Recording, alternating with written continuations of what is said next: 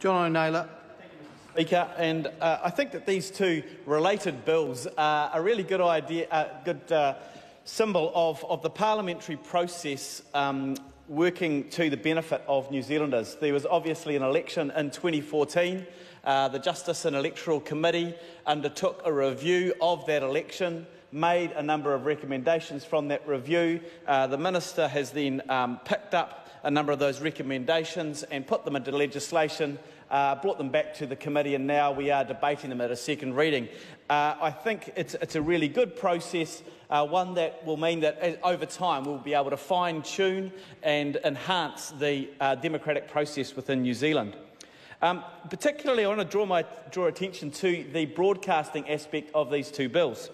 And with the advent in time, over recent times, where we have the world of Netflix and Lightbox and MySky, and with all the younger people, particularly obviously the member Dennis O'Rourke, who will probably tweet this on his Insta chat afterwards or something. Well, I know it is. I know it is. It's supposed to be a joke, but clearly wasn't very funny.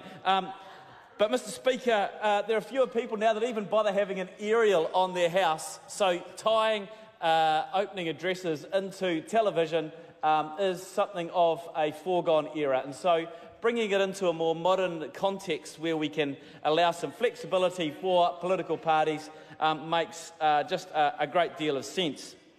Mr Speaker, the content of the broad amendment bill I think is, again, just bringing in some sensible things. We've seen pretty much agreement around the House this evening on this. And the committee was faced with all sorts of quite technical issues, like deciding what is the maximum distance that someone can minimum distance rather, that someone can campaign from an advanced voting booth. There was a lot of discussion about that. What happens if a candidate parks their car next to it or otherwise? I think we've arrived at a pretty sensible place, but being able to send a clear signal that actually trying to influence voters on their way into the voting booth, whether it's on polling day or in the advanced voting booths, is not acceptable.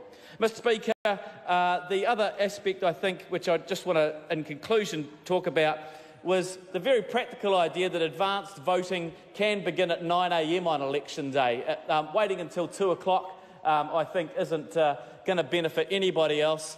For those of us who've sat through election night, if you are winning, it seems to take forever until you find out if you've won, and if you are losing, it's death by 1,000 cuts. And so, Mr Speaker, being able to get those results out a little quicker, I think will make everybody's life a whole lot better.